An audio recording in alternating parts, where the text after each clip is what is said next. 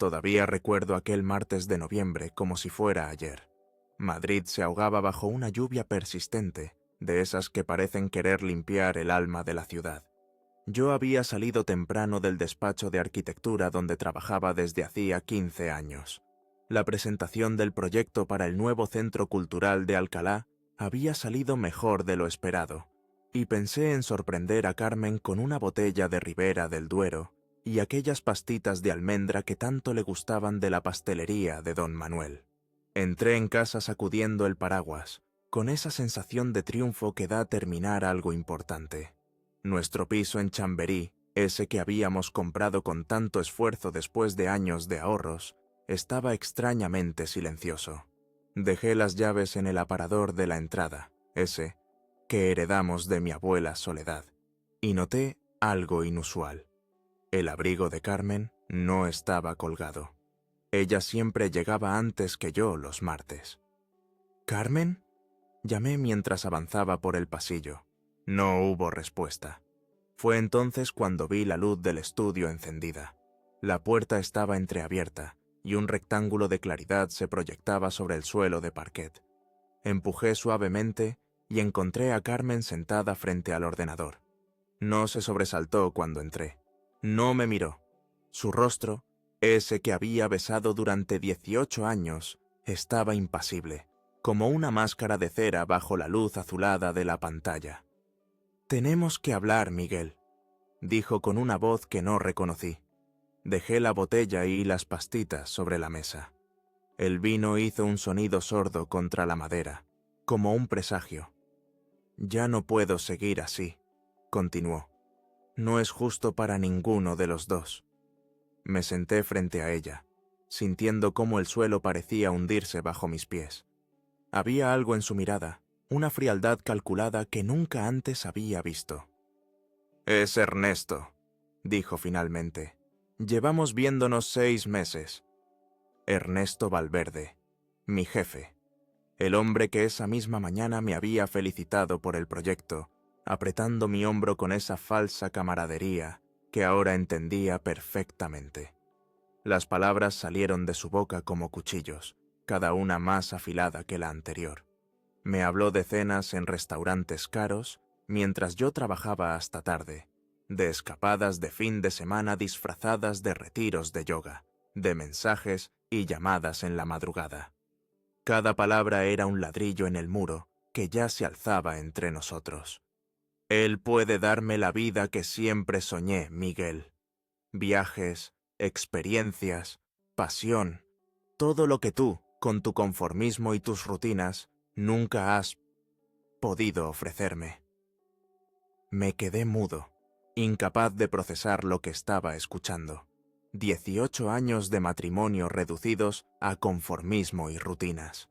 Los veranos en Cádiz con mis padres, las cenas de Navidad con su familia en Valencia, los domingos de vermut en la plaza, las noches de lluvia abrazados mientras veíamos películas antiguas, todo descartado como si no valiera nada. «Me voy esta noche», dijo, levantándose. «Ernesto me espera. Ya he hecho la maleta con lo esencial. Volveré por el resto cuando estés trabajando». La observé moverse por la habitación, recogiendo pequeñas cosas que consideraba importantes: su diario, el colgante que le regaló su abuela, el portarretratos con la foto de su madre. No tomó ninguna de nuestras fotos juntos. «¿Cuándo lo decidiste?», fue lo único que pude preguntar, mi voz apenas un susurro en aquella habitación que de repente parecía demasiado grande. Carmen se detuvo un momento, como si de verdad estuviera considerando la pregunta. «Quizás siempre lo supe», respondió con esa crueldad casual que solo puede tener alguien que ya ha desconectado por completo. «Quizás nunca debimos casarnos, Miguel. Éramos demasiado jóvenes y yo nunca quise esta vida tan ordinaria». Ordinaria. La palabra cayó como una losa sobre mis hombros. 18 años construyendo algo que para ella resultaba insoportablemente común. La maleta ya estaba en el recibidor. Carmen se puso el abrigo, ese abrigo rojo que le había regalado en nuestro aniversario, y me miró una última vez. Lo siento, Miguel, de verdad que lo siento. La puerta se cerró suavemente, sin dramatismo.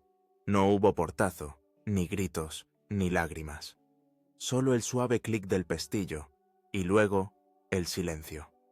Un silencio absoluto que parecía vibrar con todas las palabras no dichas, con todos los reproches que no expresé, con toda la rabia que no supe mostrar. Me quedé sentado en ese estudio durante horas, mirando la botella de vino que nunca abriríamos juntos, las pastitas que se endurecerían en su caja. La lluvia seguía golpeando contra la ventana, y Madrid continuaba su vida al otro lado del cristal, indiferente a mi mundo desmoronándose. Esa noche dormí en el sofá. No podía entrar en nuestra habitación, enfrentarme a la mitad vacía de nuestro armario, a su almohada sin su perfume. El teléfono sonó varias veces. Amigos comunes, seguramente, pero no contesté. ¿Qué iba a decirles? ¿Que mi esposa me había dejado por mi jefe? ¿Que 18 años de mi vida habían sido catalogados como ordinarios y desechados sin más? Amanecí con los ojos abiertos, mirando el techo. No había dormido, no había llorado. Solo había un vacío enorme en mi pecho y una idea que comenzaba a formarse, todavía difusa, pero persistente. No permitiría que esta traición me definiera. De alguna manera, algún día, recuperaría mi dignidad. Durante las semanas siguientes, me moví como un fantasma por los pasillos del despacho.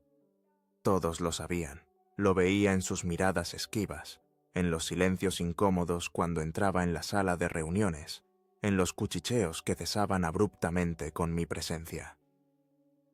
Ernesto había pedido unas vacaciones temporales, dejando el proyecto de Alcalá en manos de Rodrigo, su segundo. Cobardía disfrazada de estrategia empresarial. El peor golpe llegó un viernes, casi un mes después de la partida de Carmen. Había sobrevivido gracias a una rutina férrea: levantarme, ducharme, ir al trabajo, volver a casa, intentar comer algo, dormir, repetir. El dolor se había transformado en un compañero constante, una presencia sorda que me acompañaba a todas partes como una sombra. Esa noche, Lucía, la recepcionista, me convenció para unirme al equipo en la taberna del arquitecto, ese pequeño bar cerca de Gran Vía donde solíamos celebrar los proyectos exitosos. «Te hará bien salir, Miguel. No puedes seguir así», insistió con esa mezcla de compasión y determinación tan suya. Acepté más por agotamiento que por convicción. El local estaba abarrotado, como siempre los viernes. El aroma a tortilla recién hecha y el tintineo de los vasos de vino creaban esa atmósfera tan madrileña que en otro tiempo me habría reconfortado. Me senté en una esquina, agradeciendo la penumbra que ocultaba parcialmente mi rostro. Pedí un tinto de toro y me dispuse a sobrevivir a la velada. Fue entonces cuando los vi entrar. Carmen, resplandeciente con un vestido que no le conocía, del brazo de Ernesto. Ambos riendo, como si el mundo les perteneciera, como si no hubieran destrozado el mío. El murmullo a mi alrededor se apagó momentáneamente. Todos los conocían, todos me conocían a mí. Nuestras miradas se cruzaron durante un segundo.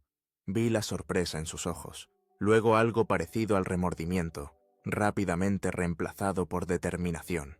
Se acercaron a una mesa en el extremo opuesto, lo suficientemente lejos para fingir que no me habían visto, lo suficientemente cerca para que yo pudiera escuchar sus risas. «Vaya, Miguel, qué coincidencia encontrarte aquí», dijo Lucía, súbitamente incómoda.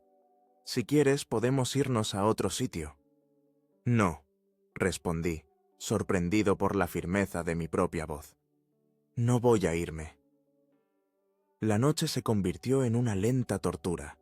Desde mi rincón, observaba cómo Carmen se transformaba en alguien que no reconocía. Gesticulaba exageradamente, reía con demasiada fuerza, tocaba constantemente el brazo de Ernesto. Era como ver a una actriz interpretando mal el papel de mujer feliz. En algún momento, Ernesto se levantó para ir al baño. Pasó junto a mi mesa, y para mi sorpresa, se detuvo. «Miguel», dijo con esa voz de barítono estudiada que usaba en las presentaciones. «Espero que estés bien. Lo que pasó... Bueno, estas cosas suceden. Nadie puede controlar el corazón, ¿verdad?» Sentí las miradas de todos clavadas en nosotros. El bar entero parecía contener la respiración. Ernesto continuó, envalentonado por mi silencio. «Carmen está floreciendo, ¿sabes? Siempre tuvo potencial para mucho más. Necesitaba a alguien que pudiera ofrecerle el mundo, no solo un piso en Chamberí y vacaciones en Cádiz». Su sonrisa condescendiente me revolvió el estómago. «Sin resentimientos, ¿eh? Al fin y al cabo, trabajamos en el mismo sector. Madrid es pequeño para los arquitectos. Deberíamos mantener las formas». Hubo un momento, un instante suspendido en el tiempo, en que imaginé levantarme y borrarle esa sonrisa de un puñetazo. Sentí el impulso como una corriente eléctrica recorriendo mi cuerpo. Pero entonces, algo cambió dentro de mí. Una claridad repentina, como si de pronto pudiera ver la situación desde fuera. «Tienes razón, Ernesto», dije finalmente, levantando mi copa en un brindis irónico. «Madrid es pequeño, y el tiempo muy largo». Vi la confusión en sus ojos, el desconcierto ante mi respuesta. Esperaba lágrimas, ira, quizás una escena. No esta calma, esta... ¿amenaza velada? Se alejó rápidamente, desconcertado. Carmen me miraba desde su mesa, los ojos muy abiertos. Le sostuve la mirada sin pestañear hasta que ella, incómoda, desvió la suya. Esa noche, al regresar a casa, no sentí el habitual peso de la soledad. En su lugar, una determinación fría y metódica comenzaba a germinar. Ernesto había cometido un error fatal: subestimarme. Creía que podía humillarme públicamente y salir impune. Pensaba que yo era ese hombre ordinario que Carmen había descrito, incapaz de sorprender, de destacar, de contraatacar. Me senté en mi estudio y encendí el ordenador. Tecleé Valverde Arquitectos en el buscador. La página web del estudio apareció, con la foto de Ernesto en la portada, sonriendo con esa arrogancia tan característica. Junto a él, los proyectos que habíamos desarrollado en los últimos años, proyectos en los que yo había trabajado incansablemente mientras él se llevaba el mérito, y ahora también a mi mujer. Abrí un nuevo documento y comencé a escribir nombres, fechas, decisiones, irregularidades que había observado pero ignorado por lealtad, contratos conseguidos por contactos más que por talento, presupuestos inflados, materiales de calidad inferior a los especificados, pequeñas trampas que, sumadas, dibujaban un patrón preocupante. No actuaría impulsivamente. No. La venganza, como los buenos proyectos arquitectónicos, requería planificación, paciencia y una ejecución impecable. Ernesto me había quitado a Carmen y mi dignidad en un solo movimiento. Yo le devolvería el golpe donde más le dolería: su preciosa reputación profesional. Mientras la lluvia volvía a golpear contra la ventana, sentí algo parecido a la paz por primera vez en semanas. El camino sería largo, pero ya no estaba perdido. Tenía un objetivo, un propósito. Y Ernesto Valverde descubriría, demasiado tarde, que el hombre ordinario, al que había subestimado, era capaz de diseñar la más extraordinaria de las venganzas. La primavera llegó a Madrid con una explosión de color y vida que contrastaba cruelmente con mi estado interior. Habían pasado casi 3 meses desde aquella noche en la taberna del arquitecto, y cada día había sido un ejercicio de contención y estrategia. Me había convertido en un arquitecto de mi propia transformación, diseñando meticulosamente cada paso del camino que me llevaría a recuperar mi dignidad. Lo primero fue mi apariencia. Durante años había descuidado mi imagen, conformándome con el mismo corte de pelo, los mismos trajes discretos, las mismas gafas pasadas de moda. Carmen tenía razón en algo. Me había acomodado en una versión mediocre de mí mismo. Una mañana de sábado, entré en la barbería de Javier en Malasaña, ese lugar donde los hipsters se mezclaban con los ancianos del barrio. «Cámbiame», le dije simplemente. Javier, con sus tatuajes y su barba perfectamente recortada, me estudió un momento antes de sonreír. Ya era hora, Miguel. Salí 2 horas después irreconocible. El pelo más corto a los lados, un poco más largo arriba, la barba de 3 días perfectamente perfilada, las cejas arregladas. Me sentía extraño, como si estuviera habitando el cuerpo de otra persona. Pero cuando pasé frente al escaparate de una tienda y vi mi reflejo, algo se removió dentro de mí. Allí estaba el hombre que había sido antes de convertirme en la sombra de Ernesto Valverde, antes de que la comodidad me volviera invisible. El siguiente paso fue mi guardarropa. Contraté a un asesor de imagen, Alejandro, que eliminó sin piedad el 80% de mi ropa y me arrastró por las tiendas de Serrano y el barrio de Salamanca. El estilo no es cuestión de dinero, sino de actitud, me explicaba mientras seleccionaba prendas que yo jamás habría considerado. Tu problema, Miguel, es que te has estado vistiendo como si quisieras desaparecer. Tenía razón. Cada traje nuevo, cada camisa bien cortada, cada par de zapatos italianos, era una declaración de intenciones. Ya no quería ser invisible.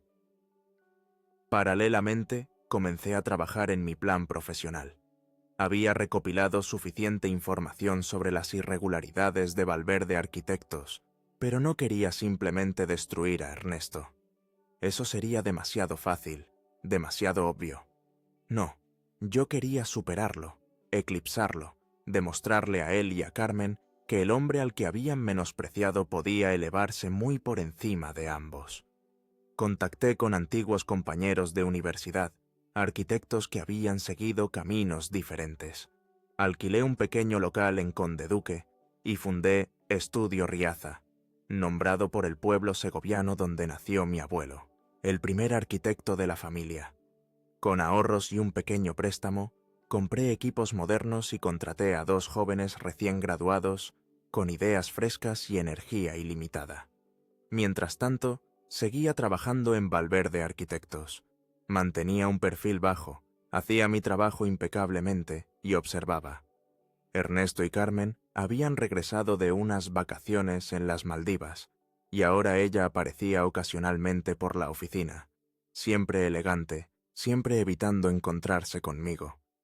Los rumores decían que Ernesto estaba buscando integrarla en el equipo de diseño de interiores, aunque su experiencia se limitaba a haber decorado nuestro piso y leer revistas de decoración. Una tarde Rodrigo, el segundo de Ernesto, me invitó a un café. Llevaba tiempo observándome con curiosidad. «Estás diferente, Miguel», dijo mientras removía su cortado. «No solo físicamente, hay algo más». Me encogí de hombros, sonriendo enigmáticamente. La vida sigue, Rodrigo. Uno se adapta o se hunde. Ernesto está preocupado, continuó, bajando la voz. Cree que estás tramando algo. Le inquieta que sigas aquí, tan tranquilo. Solté una carcajada que sorprendió a ambos por su sinceridad. Dile a Ernesto que se relaje. No todos somos como él, actuando a las espaldas de quienes confían en nosotros. Rodrigo tuvo la decencia de sonrojarse.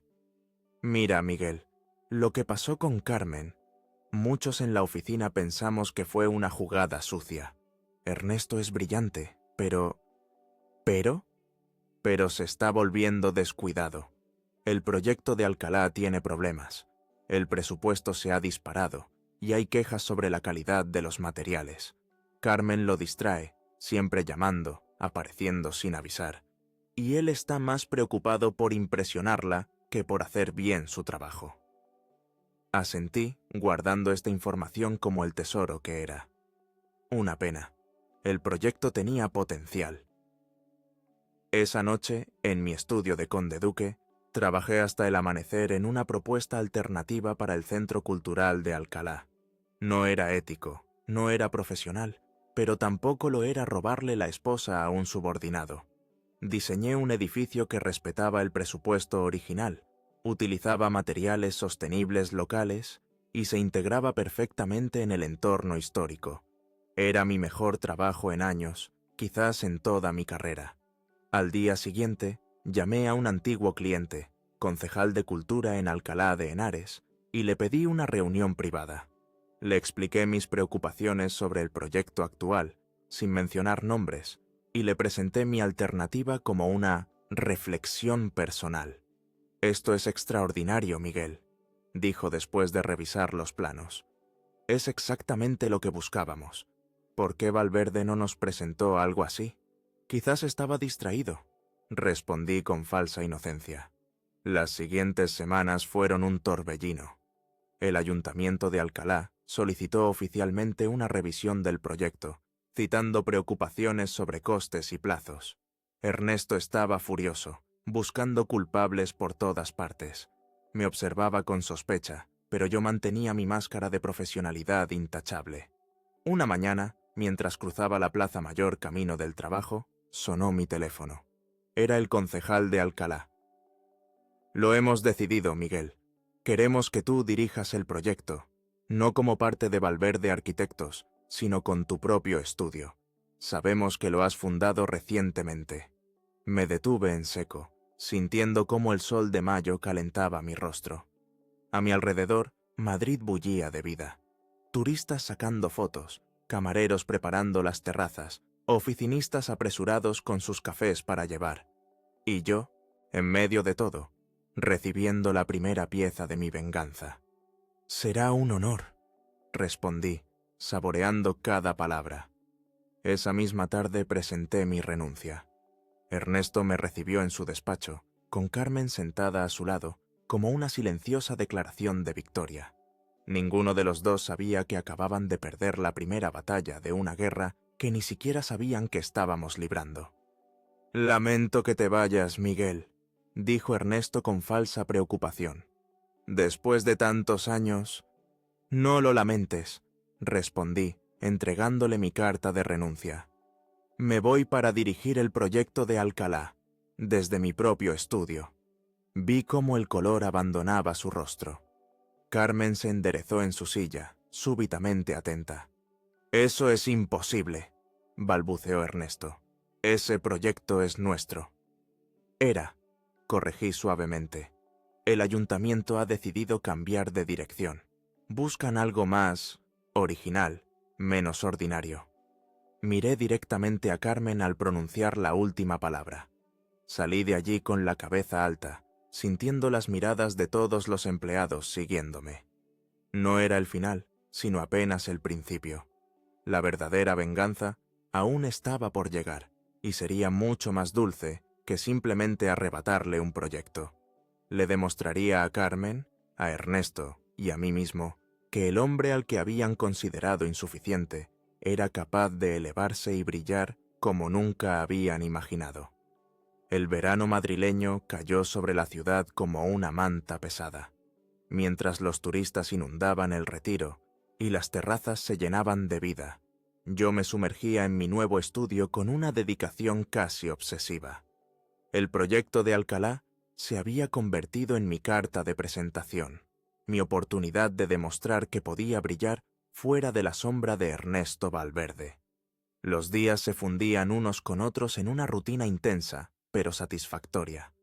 Llegaba temprano a Conde-Duque, trabajaba con mis dos jóvenes ayudantes, Paula y Alberto, tan brillantes como entusiastas, y frecuentemente me quedaba hasta bien entrada la noche, perfeccionando detalles, explorando posibilidades que nunca me había atrevido a considerar bajo la dirección restrictiva de Ernesto. «Miguel, tienes que descansar alguna vez», me decía Paula mientras recogía sus cosas una noche de julio. «El edificio no va a diseñarse solo, pero tampoco va a desaparecer si duermes 8 horas». Sonreí, sin levantar la vista del modelo tridimensional que manipulaba en la pantalla. «Dormiré cuando esté muerto, o cuando gane el Premio Nacional de Arquitectura». Lo dije en broma, pero algo en mi interior se encendió con esa idea. ¿Por qué no? ¿Por qué conformarme con arrebatarle un proyecto a Ernesto cuando podía superarlo en todos los aspectos? A mediados de agosto, cuando Madrid quedaba semiabandonada por el éxodo vacacional, recibí una llamada inesperada. Eduardo Méndez, editor de Arquitectura Contemporánea, la revista más prestigiosa del sector en España, quería visitar las Dastas, obras del Centro Cultural. «He oído rumores interesantes sobre tu enfoque, Miguel», dijo con esa voz pausada tan característica suya. «Dicen que estás revolucionando la forma de integrar edificios modernos en entornos históricos». La visita se convirtió en un reportaje de 6 páginas. «La revolución silenciosa de Miguel Riaza», titularon. Las fotografías de los avances de la obra, junto con mis planos y maquetas, ocupaban el espacio que habitualmente se reservaba para arquitectos consagrados o estrellas internacionales. Yo, el ordinario Miguel, estaba siendo celebrado como una voz innovadora y fresca. El artículo mencionaba mi salida de Valverde Arquitectos de pasada, como quien comenta un detalle irrelevante. Tras años colaborando con uno de los estudios más establecidos de Madrid, Riaza ha encontrado su verdadera voz en solitario, escribió Eduardo. No había drama, no había escándalo, solo la constatación de un hecho. Yo había florecido al abandonar a Ernesto, no al revés. El reportaje actuó como un catalizador. De pronto, mi teléfono no dejaba de sonar. Ayuntamientos de otras ciudades, empresarios, particulares con presupuestos generosos, todos querían trabajar con el enfoque Riaza. Tuve que contratar a 4 personas más, alquilar un espacio más grande en el mismo barrio y aprender a delegar, algo que nunca se me había dado bien. Una tarde de septiembre, mientras entrevistaba a posibles nuevos colaboradores, Paula entró en mi despacho con una expresión extraña. «Hay alguien que quiere verte», dijo en voz baja. «Carmen». Sentí un vuelco en el estómago, pero mi rostro permaneció imperturbable. Habían pasado casi 6 meses desde nuestra última conversación, aquel día en que presenté mi renuncia. «Hazla pasar», respondí, sorprendido por la calma de mi propia voz.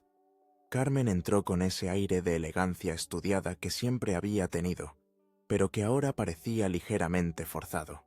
Llevaba un vestido que reconocí, uno de los pocos que se había dejado en nuestro armario, y un maquillaje que no lograba disimular completamente las ojeras bajo sus ojos. «Miguel», dijo a modo de saludo, quedándose de pie junto a la puerta. «Estás diferente. Siéntate, por favor», respondí, señalando la silla frente a mi escritorio. «¿En qué puedo ayudarte?». Se sentó con movimientos rígidos, colocando su bolso, uno nuevo, carísimo, sobre su regazo como un escudo. «He visto el artículo en Arquitectura Contemporánea», comenzó. «Es impresionante lo que estás haciendo. Siempre supe que tenías talento, pero esto...». «Gracias», la interrumpí con suavidad. «¿Has venido para hablarme de arquitectura?». Sus ojos se humedecieron ligeramente. «He venido porque las cosas con Ernesto no están bien. El proyecto de Alcalá era muy importante para él, para el estudio. Desde que lo perdió, está irreconocible. Bebe demasiado, grita por cualquier cosa, ha despedido a 3 personas». Hizo una pausa, como si buscara las palabras adecuadas. «Y conmigo es como si ya no me viera». Observé a la mujer que una vez había sido el centro de mi universo. Ahora parecía pequeña, vulnerable, casi insignificante sentada en mi despacho, rodeada de los frutos de mi renacimiento profesional. «¿Y qué esperas que haga yo al respecto?», pregunté, genuinamente curioso. «Podrías hablar con él, explicarle que no fue personal, que simplemente era una oportunidad profesional que no podías rechazar». Solté una carcajada involuntaria. «¿No fue personal? Carmen me quitó a mi esposa, se burló de mí públicamente, me llamó mediocre y ordinario. y ahora debo tranquilizarlo porque su ego no puede soportar que le haya ganado limpiamente en su propio juego. ¿No entiendes?, insistió ella, inclinándose hacia adelante. Ernesto tiene contactos, puede arruinar tu carrera si se lo propone. Está obsesionado con la idea de que le tendiste una trampa, de que todo esto es una venganza por lo nuestro. ¿Y no lo es? La pregunta flotó entre nosotros como una confesión, pero mi sonrisa desmentía cualquier sentimiento de culpa. Carmen me estudió con nuevos ojos, como si de pronto viera algo que había pasado por alto. «Siempre te subestimé», murmuró. «Creí que te conocía, pero no conocías más que la versión de mí que te resultaba cómoda», completé. La versión que podías abandonar sin remordimientos porque, total, era previsible y aburrida. Un silencio incómodo se instaló entre nosotros. Afuera, la vida del estudio continuaba. El murmullo de conversaciones, el tecleo de ordenadores, el ocasional tintineo de tazas de café. «Miguel, yo...», comenzó ella. «Carmen», la interrumpí con gentileza. «No has venido por mí. Has venido por Ernesto, o quizás por ti misma. Y está bien. Pero no puedo ayudarte. Lo que ocurra entre ustedes es asunto suyo, igual que lo que ocurra en mi carrera es asunto mío».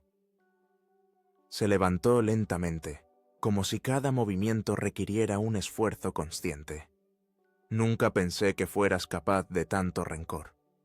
«No es rencor», respondí con sinceridad. «Es liberación. Me liberaste de una vida a medias, Carmen. Debería darte las gracias». La acompañé hasta la puerta con cordialidad profesional. Antes de salir, se giró una última vez. «¿Sabes qué es lo peor? Que ahora, viéndote así, entiendo por qué me enamoré de ti hace 20 años». Observé cómo se alejaba por el pasillo, su figura cada vez más pequeña, menos significativa en mi nueva realidad. No sentí triunfo ni satisfacción, solo la certeza tranquila de estar exactamente donde debía estar, siendo finalmente la mejor versión de mí mismo. Y esto era solo el principio. El otoño transformó Madrid en un lienzo de ocres y cobrizos. El Centro Cultural de Alcalá avanzaba a buen ritmo, y mi estudio había crecido hasta contar con 12 personas. Los proyectos se acumulaban sobre mi mesa. Una bodega en La Rioja, un museo en Toledo, un complejo residencial sostenible en las afueras de Barcelona. La revista Arquitectura Contemporánea me había ofrecido una columna mensual. Mi nombre empezaba a sonar en círculos donde antes solo se mencionaba a figuras consagradas. Una mañana de noviembre, mientras saboreaba un café en La Mallorquina, antes de dirigirme al estudio, mi teléfono vibró con un mensaje de Rodrigo, mi antiguo compañero en Valverde Arquitectos. «Necesito hablar contigo. Urgente. ¿Puedes quedar hoy?». Nos encontramos en el Café Gijón, ese refugio de la intelectualidad madrileña donde los camareros parecen llevar allí desde tiempos de Lorca. Rodrigo llegó con aspecto desmejorado, ojos enrojecidos y barba de varios días. «Gracias por venir», dijo, dejándose caer en la silla. No sabía a quién acudir. «¿Qué ocurre?». «Ernesto está descontrolado», comenzó, bajando la voz. «El estudio se hunde.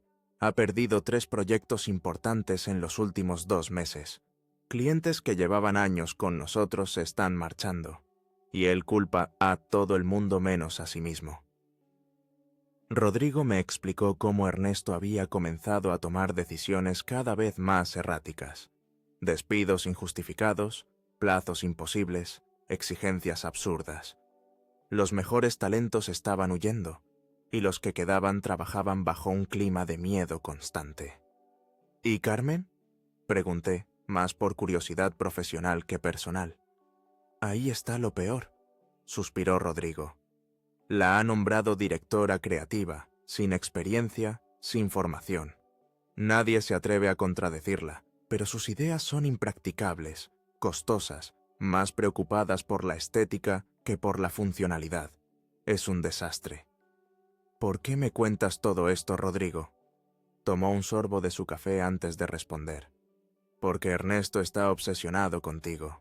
Cree que estás detrás de todo lo que le ocurre. Ha empezado a difundir rumores sobre ti en el sector, que robas ideas, que sobornas a funcionarios para conseguir contratos, que el Centro Cultural de Alcalá tiene defectos estructurales graves. Eso es difamación, respondí, sintiendo cómo mi pulso se aceleraba. Lo sé, por eso estoy aquí. No es justo. Muchos sabemos la verdad, pero tenemos miedo de hablar. Sin embargo, dudó un momento. Hay algo más que deberías saber. El Colegio de Arquitectos organiza los premios nacionales el próximo mes. Ernesto está en el jurado y ha convencido a varios miembros para que veten cualquier proyecto tuyo. Una rabia fría me invadió. Durante estos meses había mantenido mi venganza en un plano profesional, demostrando con trabajo y talento que podía superarlo. Pero esto era diferente. Esto podía dañar mi reputación duramente ganada. ¿Por qué me ayudas, Rodrigo? Se encogió de hombros. Porque lo que está haciendo no solo te perjudica a ti, está envenenando todo el sector. Y porque, bueno, siempre te respeté, Miguel. Incluso cuando estabas a la sombra de Ernesto, tu trabajo era excepcional. Nos despedimos con un apretón de manos y la promesa de mantenernos en contacto. Caminé por el paseo de Recoletos sumido en mis pensamientos. Había llegado el momento de dar el golpe definitivo, pero necesitaba hacerlo con inteligencia, sin manchar mi propio nombre en el proceso. Esa misma tarde recibí una invitación que parecía enviada por el destino. La inauguración de una exposición de arquitectura contemporánea en Centro, el antiguo Palacio de Comunicaciones. Entre los invitados estarían los principales nombres del sector, incluidos miembros del jurado de los premios nacionales. Y, por supuesto, Ernesto Valverde. La noche de la inauguración, Madrid se engalanó con una llovizna fina que hacía brillar el asfalto como en una película antigua. Llegué deliberadamente tarde, cuando el evento estaba en pleno apogeo. El magnífico edificio de Antonio Palacios resplandecía, sus espacios interiores transformados en galerías, donde se exhibían maquetas, planos y proyecciones de los mejores proyectos arquitectónicos del año. Nada más entrar, sentí las miradas. Mi artículo en Arquitectura Contemporánea y el éxito del Centro Cultural de Alcalá me habían convertido en alguien a quien observar. Eduardo Méndez me saludó efusivamente, presentándome a colegas internacionales. Una copa de vino en mano, me moví entre los grupos con una confianza que habría sido impensable un año atrás. Entonces los vi, Ernesto y Carmen, en un rincón, él gesticulando enérgicamente mientras hablaba con dos miembros del jurado. Ella, ligeramente apartada, con expresión aburrida, bebiendo champán con más rapidez de la aconsejable. Nuestras miradas se cruzaron durante un segundo, y vi en sus ojos algo parecido a la añoranza. No tuve que acercarme. Eduardo me tomó del brazo y me condujo precisamente hacia aquel grupo. Miguel, permíteme presentarte a Javier Santamaría y Luis Montero, del jurado de los premios nacionales.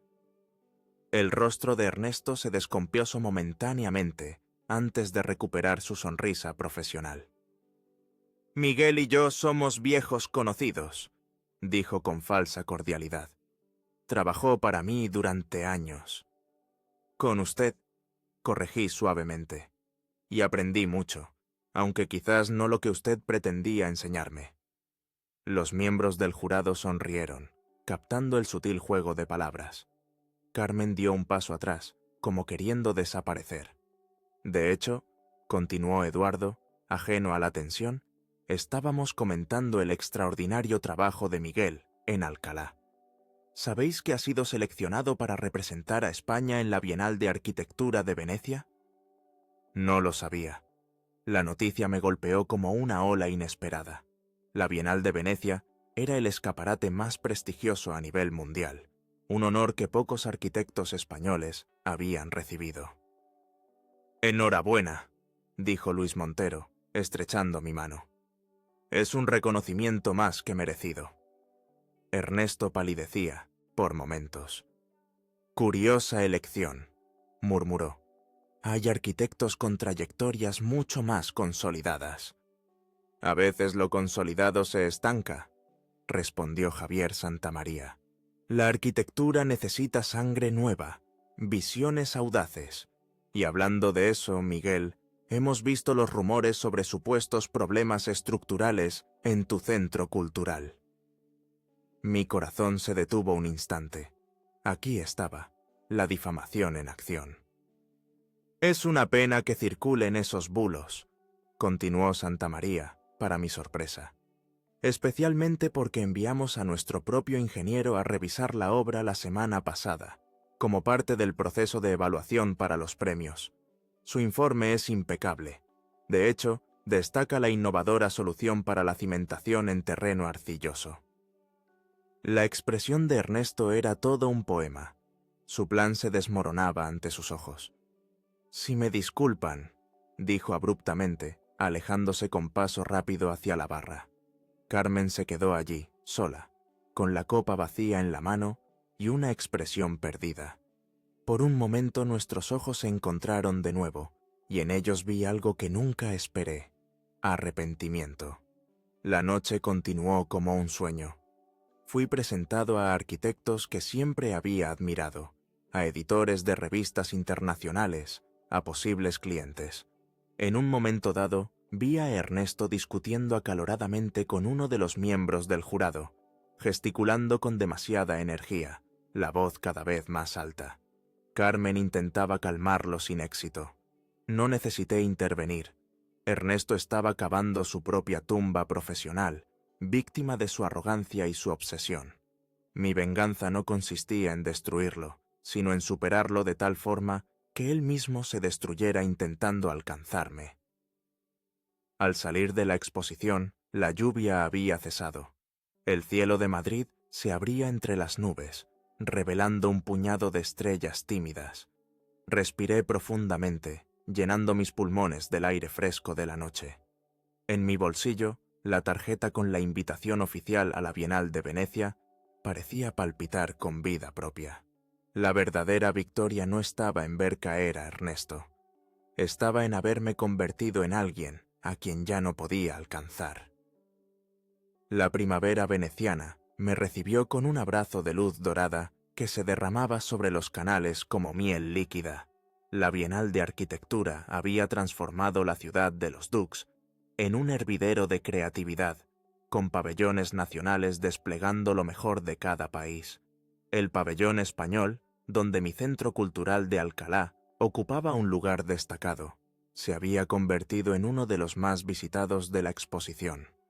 Me alojaba en un pequeño hotel cerca del puente de Rialto, en una habitación con balcón que daba al Gran Canal. Cada mañana, al despertar con el suave rumor del agua y los cantos de los gondoleros, me parecía estar viviendo la vida de otra persona. ¿Cómo había llegado hasta aquí en apenas un año? A veces, en la quietud del amanecer veneciano, pensaba en el Miguel de antes, ese hombre invisible que se conformaba con existir a la sombra de otros.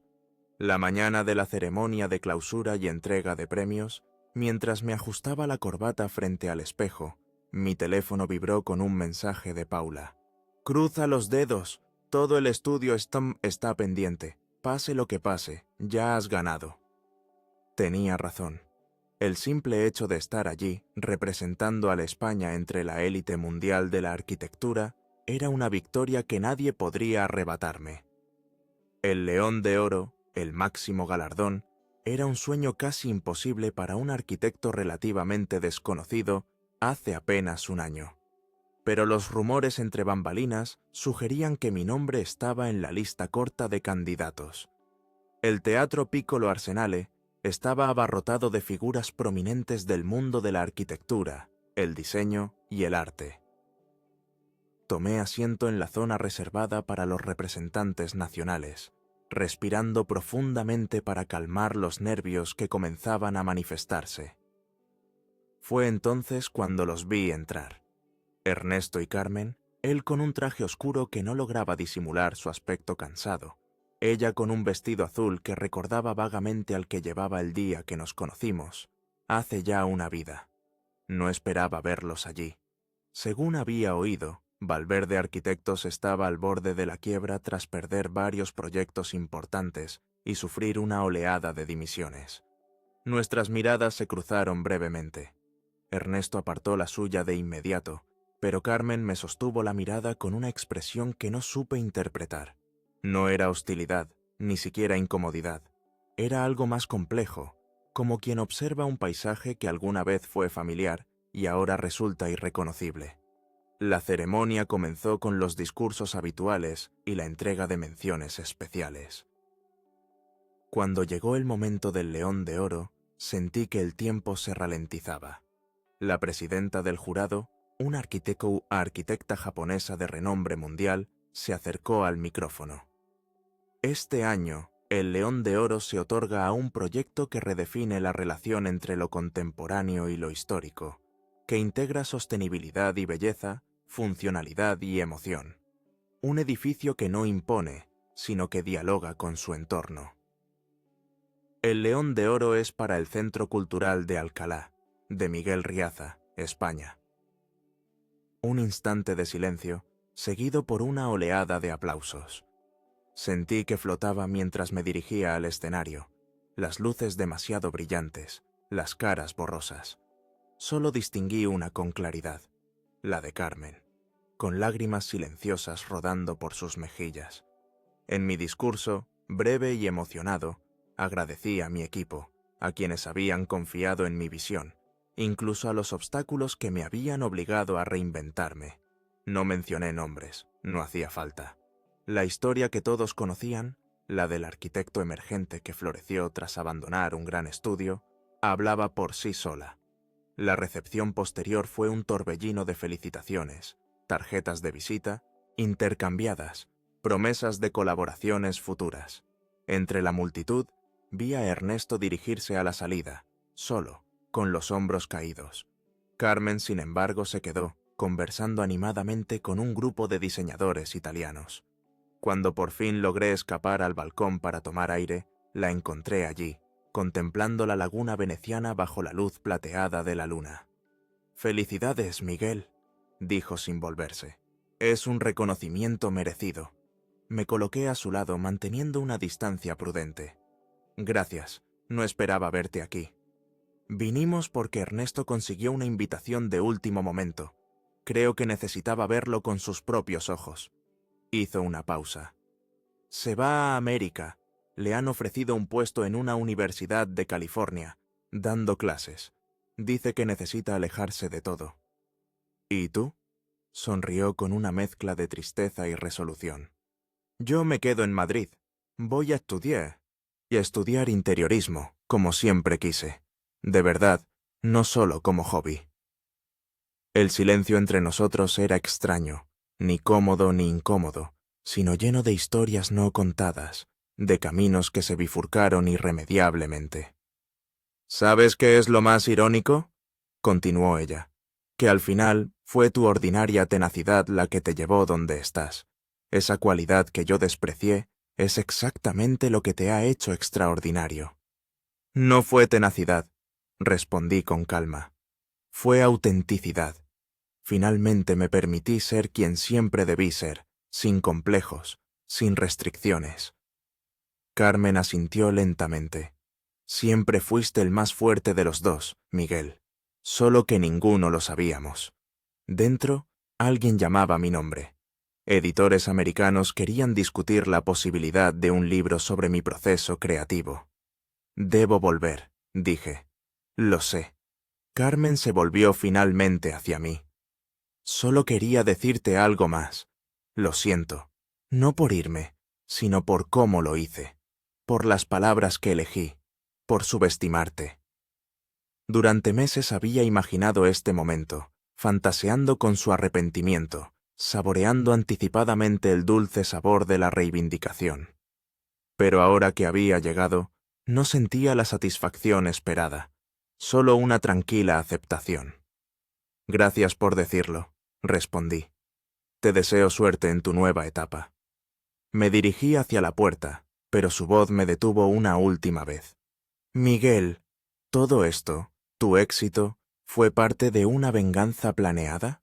Me giré, sosteniendo la estatuilla del león de oro, sintiendo su peso en mis manos. Al principio, tal vez, quería demostrarles a Ernesto y a ti que se habían equivocado conmigo. Pero en algún punto del camino, dejó de ser sobre ustedes y comenzó a ser sobre mí. Sobre descubrir quién podía ser cuando dejaba de vivir para complacer a otros. De vuelta en el salón, fui absorbido inmediatamente por la vorágine social. Desde lejos vi a Carmen despedirse discretamente de algunos conocidos y salir. No volvimos a hablar esa noche, ni en los días siguientes. No hacía falta, un mes. Después, de regreso en Madrid, inauguramos el Centro Cultural de Alcalá.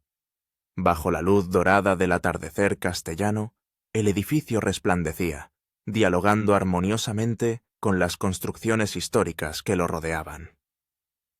Entre los asistentes reconocí caras familiares: Eduardo Méndez, Rodrigo y otros excompañeros de Valverde Arquitectos que ahora trabajaban conmigo, Paula y Alberto, que habían crecido profesionalmente a mi lado.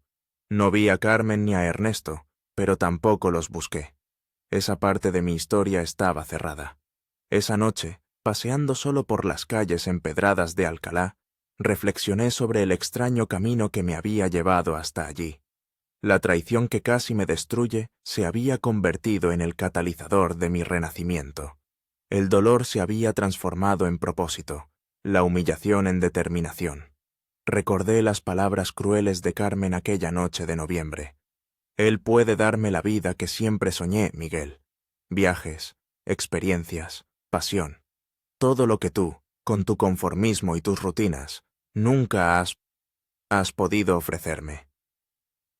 Sonreí ante la ironía. Ahora yo era quien viajaba por el mundo, quien vivía experiencias extraordinarias, quien despertaba pasiones profesionales, no porque hubiera cambiado fundamentalmente, sino porque había encontrado el valor de ser plenamente yo mismo. La verdadera venganza no había sido ganar premios o superar a Ernesto. Había sido liberarme de la necesidad de su aprobación, de la sombra de su influencia. Había sido descubrir que mi vida ordinaria contenía, en realidad, posibilidades extraordinarias. Mientras las estrellas se encendían sobre la ciudad universitaria, sentí una paz profunda. La historia de traición y venganza había concluido, pero mi verdadera historia, la del hombre que por fin se había encontrado a sí mismo, apenas comenzaba.